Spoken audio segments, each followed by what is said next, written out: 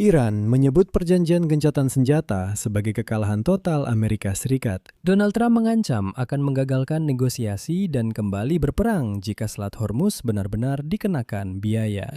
Marco Rubio melakukan tur ke monarki-monarki di Teluk Persia untuk meyakinkan mereka bahwa kesepakatan dengan Iran sebenarnya adalah kemenangan bagi Amerika Serikat. Sementara itu, Perdana Menteri Israel Benjamin Netanyahu mengejutkan semua orang dengan pengakuannya tentang bagaimana perang melawan Iran dimulai. Dia menyatakan bahwa dia hanya memberitahu Donald Trump setelah semuanya jadi, dan Trump dengan patuh setuju untuk mendukung Israel dalam perang tersebut. Pada saat yang sama, Menteri Pertahanan Israel, Israel Katz, secara langsung menyatakan bahwa Israel tidak akan menarik pasukannya dari Lebanon, bahkan jika Amerika Serikat menuntut hal itu. Meskipun itu adalah salah satu syarat dari kesepakatan damai Trump dengan Iran. Pada akhirnya, sekutu Donald Trump di Teluk Persia khawatir bahwa kesepakatannya dengan Iran akan menjadi titik balik yang membawa bencana. Dan sekarang Marco Rubio mencoba meyakinkan negara-negara monarki bahwa semuanya terkendali. Meskipun Qatar, Arab Saudi, Bahrain, Kuwait, dan Uni Emirat Arab sangat menyadari bagaimana Iran bernegosiasi dengan Oman tentang bagaimana mereka bersama-sama akan kembali menutup Selat Hormuz dan memungut biaya untuk setiap kapal yang melintas. Dan meskipun Donald Trump meyakinkan bahwa hal seperti itu tidak akan pernah terjadi, Iran sedang menyiapkan mekanisme pelaksanaannya. Dan negara-negara Teluk Persia tidak lagi percaya pada pelindungan Amerika Serikat, karena Iran masih mempertahankan program rudal dan semua kekuatan proksinya. Bahkan mereka juga mendapatkan pencabutan sanksi dan pencairan semua aset. Nama saya Alexei Peci. Mari kita bahas semua ini bersama-sama sekarang. Kita akan memahami semuanya, menguraikan semuanya satu persatu. Tapi sebelum kita mulai, saya minta Anda untuk berlangganan saluran ini, tekan lonceng dan tulis komentar Anda di bawah video ini. Jadi, kesepakatan antara Amerika Serikat dan Iran sedang berada di ambang kehancuran. Negosiator utama Iran, Mohammad Bagher Ghalibaf, menyebut kesepakatan kerangka antara Amerika Serikat dan Iran sebagai deklarasi kekalahan Amerika Serikat. Dan Donald Trump memperingatkan bahwa dia akan segera menghentikan semua negosiasi dengan Iran jika rumor tentang rencana Teheran untuk memungut bea dari kapal-kapal yang melewati Selat Hormuz terbukti benar. Namun, pernyataan Ghalibaf terdengar mengancam mengingat hubungan Iran dengan Rusia dan Tiongkok. Berikut kutipan dari Ghalibaf. Kesepakatan Islamabad antara Iran dan Amerika Serikat bukanlah hasil dari tekanan dan paksaan, melainkan akibat dari perlawanan dan kekuatan rakyat Iran yang pemberani. Era memaksakan kehendak kepada bangsa-bangsa merdeka telah berakhir. Pernyataannya disampaikan di tengah berlanjutnya konsultasi teknis dalam kerangka kesepakatan 60 hari. Para negosiator Iran dan Amerika masih berbeda pendapat mengenai isu-isu utama yang belum terselesaikan, terutama terkait masa depan Selat Hormuz dan rezim inspeksi nuklir di Iran. Meskipun, saya ingatkan, sebelum perang Donald Trump terhadap Iran, isu mengenai Selat Hormuz sama sekali tidak ada. Isu itu memang belum pernah muncul. Selat Hormuz terbuka dan bahkan tidak pernah dibahas apakah akan ada pemutan di sana atau tidak. Presiden AS Donald Trump tidak tinggal diam. Dan sebagai tanggapan atas pernyataan Ghalibaf, dia menyatakan bahwa Teheran telah meyakinkan Washington bahwa tidak akan ada bea masuk bagi kapal-kapal yang melewati Selat Hormuz. Selanjutnya, saya kutip, "Tidak ada pungutan, tidak ada pembayaran asuransi, dan tidak ada penarikan biaya lain dalam bentuk apapun. Saya peringatkan." Dia menegaskan bahwa jika hal itu ternyata tidak benar, maka negosiasi akan segera dihentikan. Trump juga mengatakan bahwa aset Iran yang telah dicairkan akan digunakan, perhatikan, hanya untuk impor bahan makanan dari Amerika Serikat. Selanjutnya, saya kutip pernyataan Trump. Dana dan atau sanksi yang akan dibuka blokirnya oleh Departemen Keuangan Amerika Serikat akan digunakan secara eksklusif untuk pembelian makanan dan obat-obatan. Dan itu pun hanya di Amerika Serikat, termasuk jagung, gandum, dan kedelai dari para petani Amerika kita yang hebat. Kedengarannya indah, bukan? Namun, juru bicara Kementerian Luar Negeri Iran, Ismail Bagai, menolak syarat tersebut. Berikut kutipannya. Mengenai aset Iran yang dibebaskan, keputusan tentangnya akan diambil sesuai dengan apa yang paling menguntungkan bagi kepentingan Iran. Mengenai pembelian barang, Kementerian Pertanian, kami, dan lembaga-lembaga terkait lainnya akan mempertimbangkan harga dan kualitas. Oleh karena itu, tidak ada pembatasan dalam hal ini. Dan setelah itu, Donald Trump, seolah-olah dia tidak pernah berbicara tentang soal sifat yang eksklusif, menyatakan bahwa dia tidak sepenuhnya dipahami dengan benar. Katanya, dari miliaran-miliaran aset yang dicairkan, dia memperkirakan bahwa Iran akan membelanjakan sekitar 500 miliar untuk barang-barang Amerika. 1. Jadi, mungkin kita salah memahami kata khusus. Sebelumnya saya sudah mengutipkan untuk Anda. Dia mengatakan secara eksklusif untuk barang-barang Amerika. Sekarang dia bilang, ya tidak benar-benar secara eksklusif tentu saja. Kami akan mencairkan beberapa puluh miliar dolar di sana, dan dari jumlah itu, sekitar 500 juta akan dibelanjakan orang Iran untuk barang-barang Amerika. Mungkin iya, mungkin juga tidak. Sementara itu, situasi terkait lewatnya kapal-kapal kargo melalui Selat Hormuz masih belum sepenuhnya jelas. Saat ini kapal-kapal memang melewati selat itu, tapi pertanyaannya adalah apa yang akan terjadi selanjutnya. Dan disinilah hal yang paling lucu yang tidak mau diakui oleh para pendukung Donald Trump. Kemungkinan besar pembayaran untuk lewatnya kapal-kapal tetap akan ada. Pertanyaannya adalah seperti apa bentuknya nanti. Bahkan Donald Trump sendiri juga sudah memberi syarat tentang hal ini, kutipannya. Selama 60 hari masa gencatan senjata di Selat Hormuz, pasti tidak akan ada pungutan apapun. Dan tidak akan ada pungutan juga setelah 60 hari itu, kecuali jika pungutan tersebut diberlakukan oleh Amerika Serikat dan untuk kepentingan mereka. Di sini Donald Trump berkelit. Karena dalam nota kesepahaman sudah jelas, sangat jelas tertulis, bahwa Iran tidak akan memungut biaya untuk kapal yang melewati Selat Hormuz hanya selama 60 hari. Tindakan dari rezim gencatan senjata ini. Setelah itu, Goliath Galibaf yang sama menyatakan kepada media pemerintah negara tersebut bahwa Selat Hormuz, kutipan, tidak akan pernah kembali ke kondisi sebelum perang dan bahwa Iran akan tetap mempertahankan kendali atas jalur air ini. Dan disinilah bagian yang paling menarik dimulai. Iran dan Oman merilis pernyataan bersama yang menyatakan bahwa mereka sedang mengupayakan kesepakatan untuk mengelola Selat Hormuz secara bersama-sama. Serta, kutipan, layanan yang diberikan sehubungan dengan hal ini, dan biaya terkait sesuai dengan standar internasional. Intinya, Iran dan Oman untuk pertama kalinya secara terbuka menyatakan kedaulatan mereka atas perairan teritorial di Selat Hormuz. Dan mereka memberi isyarat bahwa karena selat ini milik kedua negara tersebut, merekalah yang sekarang akan memutuskan apa yang akan terjadi dengan selat ini selanjutnya, berapa biaya untuk melintas, dan seterusnya. Jelas bahwa kondisi seperti ini sangat membuat negara-negara Teluk Persia merasa tertekan. Dan dalam situasi seperti ini, Menteri Luar Negeri Amerika Serikat Marco Rubio melakukan tur ke negara-negara monarki di Teluk Persia untuk meyakinkan mereka bahwa semuanya terkendali. Dan sebenarnya mereka akan tetap bisa dengan mudah menjual minyak dan gas mereka. Saat berbicara di Abu Dhabi, Rubio menyatakan, kutipannya, ini adalah jalur laut internasional. Tidak ada satupun negara yang diizinkan memungut bea atau biaya di jalur air internasional. Ngomong-ngomong soal program nuklir, di sini juga sama sekali tidak ada kemajuan. Trump menyatakan bahwa Iran sepenuhnya setuju untuk inspeksi nuklir. Soal nuklir Iran. Wakil Menteri Luar Negeri Iran, Kazem Garibabadi, dengan tegas membantah hal itu. Berikut kutipannya. Tidak ada rencana apapun untuk memberikan akses ke fasilitas yang pernah diserang atau ke bahan nuklir. Pertanyaan-pertanyaan ini hanya akan dipertimbangkan dalam kerangka perjanjian akhir dan tergantung pada langkah-langkah konkret dari pihak lain, yaitu Amerika Serikat, untuk sepenuhnya mencabut semua sanksi. Jadi, mengerti kan? Iran dengan jelas menetapkan syarat. Dia bilang, Donald Trump, kamu yang memulai perang ini supaya kami tidak punya program nuklir. Jadi begini. Kita akan membahas masalah ini nanti, bukan sekarang. Jelas bukan sekarang. Pertama-tama, cabut semua sanksi, atur seperti yang sudah kamu janjikan, dana investasi sebesar 300 miliar dolar, cairkan semua aset, lalu kita akan bicara soal apa yang akan terjadi selanjutnya dengan program nuklir. Perang yang sedang berlangsung antara Israel dan gerakan Hizbullah Lebanon. Sekutu-sekutu Iran juga tetap menjadi salah satu masalah yang belum terselesaikan. Teheran menegaskan bahwa penghentian permusuhan di Lebanon merupakan syarat utama untuk mencapai kesepakatan akhir dengan Amerika Serikat. Sementara itu, perjanjian kerangka kerja yang berlaku saat ini mencakup, seperti yang tertulis di sana, semua front, termasuk Lebanon.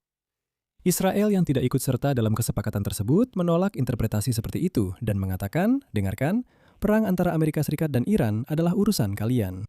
Perang antara Israel dan Lebanon adalah urusan kami, jadi jangan mencampur adukan kedua urusan ini. Menteri Luar Negeri Israel Gideon Sa'ar saat berbicara pada hari Rabu di konferensi internasional di Tel Aviv menyatakan bahwa sejak bulan Maret, Hizbullah telah menembakkan lebih dari 7.000 roket proyektil roket dan drone ke Israel. Oleh karena itu, Israel tidak akan tinggal diam terhadap hal ini. Menteri Pertahanan Israel, Israel Katz, menyatakan bahwa negaranya tidak berniat meninggalkan zona keamanan di selatan Lebanon, meskipun ada kemungkinan tuntutan dari Amerika Serikat atau mitra internasional lainnya. Dia secara terang-terangan mengatakan, "Dengar, kami tidak peduli dengan kesepakatan apapun yang dibuat oleh Trump. Kami tidak akan menarik pasukan Israel dari bagian selatan Lebanon. Apapun yang diminta oleh Donald Trump, sekeras apapun dia menghentak-hentakan kaki." Katz bersikeras bahwa zona keamanan yang dibentuk di selatan Lebanon sangat penting untuk menjamin keamanan nasional Israel, dan dia mengatakan tidak ada yang berniat mengubah hal itu. Lebih dari itu, Katz dengan tegas menegaskan bahwa Israel tidak akan mengizinkan bahkan warga sipil Lebanon untuk kembali ke wilayah-wilayah ini, di mana sekarang telah dibentuk zona penyangga. Dan di tengah perbedaan pendapat seperti ini, Menteri Luar Negeri Amerika Serikat Marco Rubio melakukan tur ke negara-negara Teluk Persia untuk mencoba meyakinkan kerajaan-kerajaan itu bahwa, dengarkan, kalian sebenarnya tidak mengerti. Amerika Serikat menang. Trump memaksa Iran untuk menyerah. Kedengarannya aneh dan tidak masuk akal bagi Anda, tapi sekarang saya akan meyakinkan Anda mengapa itu benar. Dilaporkan bahwa para pemimpin negara-negara Arab khawatir bahwa konsesi dari Washington bisa jadi terlalu besar, dan mereka takut akan perubahan yang tidak menguntungkan dalam keseimbangan kekuatan regional dan aliran minyak. Kenapa bisa begitu? Mari sekarang kita bahas satu persatu. Silakan lihat. Kita mulai dari keamanan regional. Semua kelompok proksi Iran seperti Hamas, Hizbullah, Houthi di Yaman, dan perlawanan di Irak, semuanya tetap tidak tersentuh.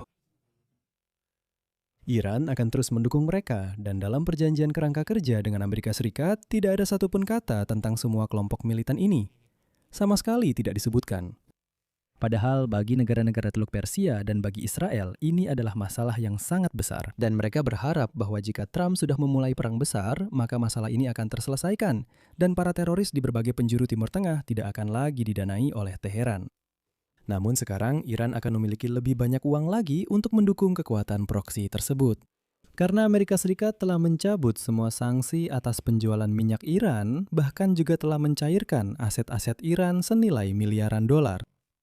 Dan ketika perdagangan minyak Iran dibuka kembali sepenuhnya, Anda paham bahwa ini berbahaya. Ini sama sekali tidak menguntungkan bagi negara-negara Teluk Persia, karena hal itu merebut sebagian volume penjualan mereka. Dan sekarang, negara-negara Arab bertanya-tanya, sebenarnya apa yang terjadi? Pada akhirnya, berdasarkan hasil perang, dengarkan, Iran benar-benar keluar sebagai pemenang besar, sementara Amerika Serikat dan mitra-mitranya di kawasan berada dalam posisi yang sangat aneh. Teman-teman, saya akan berhenti sejenak di sini untuk meminta kalian mendukung channel YouTube ini dengan berlangganan dan memberikan like. Dan juga komentar kalian, serta jangan lupa untuk mengikuti Telegram saya PC News, linknya ada di deskripsi video ini. Di sana kami mempublikasikan berita-berita terbaru begitu kami menerimanya. Dan juga jangan lupa untuk berlangganan di platform Patreon. Di sana kami memiliki komunitas tertutup PC Insight, di mana kita bersama-sama membahas topik-topik yang tidak dibahas di YouTube ini. Di sana saya menjawab semua pertanyaan kalian, di sana kita bisa membahas berbagai macam topik. Nah, dan di sana juga kami berencana mengadakan acara-acara tertutup seperti itu. Streaming tertutup di mana hanya saya dan para pelanggan Patreon yang hadir, dan di sana kita akan membahas berbagai topik, serta saya akan menjawab semua pertanyaan yang ingin kalian tanyakan. Nah, misalnya saya pernah ditanya di kolom komentar, kenapa saya sampai sekarang belum mengomentari soal skandal antara Polandia dan Ukraina ini? Dan saya sudah menjawabnya secara singkat, menjelaskan pendapat saya tentang hal itu. Meskipun di YouTube, kita sama sekali belum membahas topik ini. Jadi, silahkan cek deskripsi, berlangganan di Patreon, dan jadilah bagian dari komunitas tertutup ini. Marco Rubio sudah bertemu dengan sekutunya pada hari Selasa di Uni Emirat Arab. Setelah itu ia pergi ke Kuwait dan Bahrain, di mana ia akan mengadakan pembicaraan dengan Dewan Kerjasama Negara-Negara Arab Teluk Persia. Ini adalah aliansi monarki yang juga mencakup Arab Saudi, Qatar, dan Oman. Semua 6 negara dalam dewan ini memberikan dukungan logistik kepada militer Amerika selama konflik Amerika-Israel dengan Iran. yang dimulai 4 bulan lalu dan akibatnya mereka sendiri menjadi sasaran serangan udara Iran.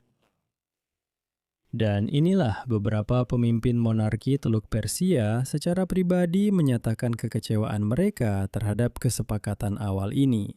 Nota kesepahaman antara Amerika Serikat dan Iran dapat membuka jalan bagi normalisasi hubungan antara Amerika Serikat dan Iran, negara yang mayoritas Syiah, sementara sebagian besar negara lain adalah Sunni. Iran dianggap sebagai musuh utama oleh negara-negara di kawasan tersebut. Dan sekarang, di depan mata mereka, sekutu utama mereka, Amerika Serikat, mencoba membangun hubungan dengan musuh utama mereka, Iran. Dan perlu diingat bahwa pendapat para syekh sangat penting bagi para politisi Amerika. Di Uni Emirat Arab, Arab Saudi, Qatar, Kuwait, dan Bahrain terdapat pangkalan militer Amerika yang pada gilirannya menjadi dasar arsitektur keamanan Amerika Serikat di Timur Tengah. Jika salah satu dari negara-negara ini meninjau kembali hubungan keamanannya dengan Washington, hal itu dapat sangat mempengaruhi strategi militer Amerika Serikat di kawasan tersebut. Dan sekarang Marco Rubio harus menenangkan sekutu-sekutu regional tanpa mengkritik kesepakatan Trump dengan Iran. Dan seperti yang dikatakan sumber-sumber dari kawasan, poin-poin spesifik dalam memorandum antara Amerika Serikat dan Iran benar-benar membuat para pemimpin regional tercengang. Salah satu sumber utama kekhawatiran adalah rudal balistik Iran. Sepanjang konflik, pemerintahan Donald Trump menyatakan bahwa penghancuran potensi rudal Iran dan program rudalnya adalah salah satu tujuan utama kampanye militer. Hal ini sejalan dengan kepentingan negara-negara Sunni di Teluk Persia, karena berbeda dengan Amerika Serikat, semua negara tersebut berada dalam jangkauan rudal balistik Iran dan sudah pernah menjadi sasaran serangan. Oleh karena itu, semua monarki berharap bahwa jika Donald Trump memulai perang, apalagi secara terbuka menyatakan akan menghancurkan program rudal, tentu saja mereka mendukung perang tersebut. Namun, dalam memorandum tersebut, topik ini sama sekali tidak disebutkan. Dan Donald Trump sendiri mengatakan bahwa melucuti senjata seperti itu dari Teheran akan menjadi tindakan yang tidak adil. Dia menyatakan, dengarkan, jika Arab Saudi misalnya memiliki rudal, bagaimana mungkin dia membiarkan Iran tidak memiliki rudal seperti itu? Dia mengatakan, tidak begitu caranya. Pertanyaannya, lalu untuk apa kamu bicara besar dan mengatakan bahwa kamu akan menghancurkan potensi rudal mereka? Tapi seharusnya kamu tidak membuat pernyataan seperti itu, Donald Trump. Ini dia, AM. Dokumen Nota Kesepahaman, saya ingatkan, juga mencakup pembentukan dana pemulihan Republik Islam Iran sebesar 300 miliar dolar yang menimbulkan kekhawatiran di negara-negara tetangga. Menurut mereka, dengan investasi ini Iran bisa meningkatkan, Anda tahu apa? Tentu saja, potensi militer dan memperkuat dukungan terhadap kelompok seperti Hizbullah yang mendestabilisasi kawasan. Bayangkan saja, mereka akan mendapatkan aliran uang yang sangat besar. Tapi mereka tidak akan menginvestasikannya ke infrastruktur misalnya. Ya, mereka tidak akan melakukannya, sejarah sudah membuktikannya. Selama 47 tahun, mereka tidak menginvestasikan 1 sen pun untuk infrastruktur yang menyediakan air bersih bagi penduduknya. Mereka punya masalah dengan listrik, dan mereka tidak menginvestasikan uang untuk itu. Mereka menginvestasikan uang untuk roket. Dan entah kenapa, Trump berpikir bahwa sekarang mereka akan bertindak berbeda. Dan mari kita jujur, sebagian besar dana yang akan diterima Teheran dalam beberapa minggu ke depan kemungkinan besar akan digunakan terutama untuk memperkuat potensi militer, bukan untuk mendukung taraf hidup atau ekonomi Iran. Selain itu, jika dilihat dari rumusan perjanjiannya, kesepakatan tersebut pada dasarnya memungkinkan Iran untuk mengendalikan Selat Hormuz di masa depan. Hal ini menimbulkan kekhawatiran serius bagi Kuwait, Qatar, dan Arab Saudi yang bergantung pada jalur tersebut untuk ekspor minyak dan gas. Dan dalam situasi seperti ini, Perdana Menteri Israel Benjamin Netanyahu membuat pernyataan yang bisa menghancurkan popularitas Donald Trump. Netanyahu menceritakan secara rinci bagaimana perang dengan Iran dimulai pada bulan Februari. Perdana Menteri Israel menceritakan tentang negosiasi dengan Trump menjelang perang dengan Iran, menyatakan bahwa pada dasarnya dia membuat Presiden Amerika dihadapkan pada fakta bahwa Israel akan memulai perang dan dia memberinya hak untuk memilih apakah akan mengamati atau bergabung. Berikut kutipan dari Benjamin Netanyahu. Saya hanya datang kepadanya dan berkata, kami akan menyerang Iran. Saya tidak meminta izinnya, saya hanya memberitahu bagaimana kami akan bertindak. Dan saya senang karena dia memutuskan untuk bergabung. Nah, sekarang menarik untuk melihat bagaimana para pendukung garis keras dan para pengkritik Israel di kalangan elit politik Amerika akan bersikap, yang sudah lama mengatakan bahwa Netanyahu hanya memperdaya Donald Trump dan menyeretnya ke dalam perang besar. Tapi sekarang hal itu langsung dinyatakan sendiri oleh Netanyahu. Saya akan berhenti sampai di sini. Apa pendapat Anda? Tulis semua kesimpulan Anda di kolom komentar di bawah episode ini.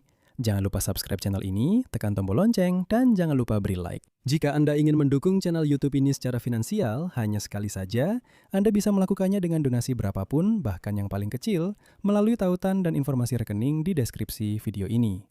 Di sana tersedia berbagai macam platform. Pilih saja yang paling nyaman untuk Anda. Saya akan sangat berterima kasih atas dukungan apapun dari Anda. Itu saja untuk kali ini. Jaga diri Anda baik-baik. Sampai jumpa semuanya.